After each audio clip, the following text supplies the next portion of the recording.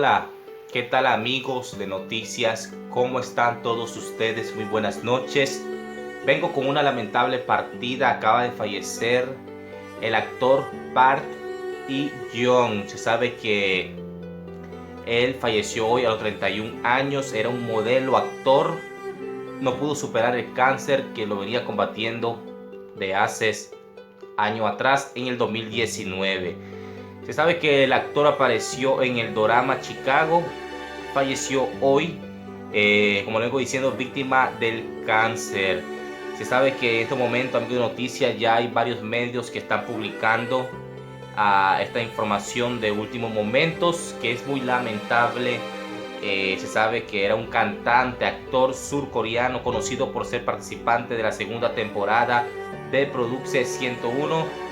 Se sabe que terminó en el segundo lugar del programa y debutó en One-On. Se sabe que él nació en Corea del Sur. Lamentable partida. En estos momentos Corea del Sur se encuentra de luto por perder a uno de sus famosos actores de dicho país.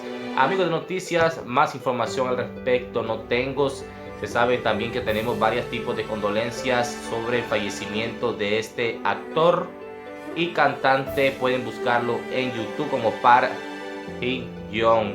Ahí van a ver todas sus canciones que fueron un éxito para su carrera. Se sabe que el funeral se va a realizar el día de mañana con la presencia de los miembros de su círculo más cercano.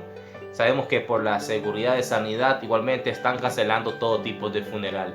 Esta es la información que les tengo. Soy Entérate con Víctor y nos vemos hasta en el próximo video.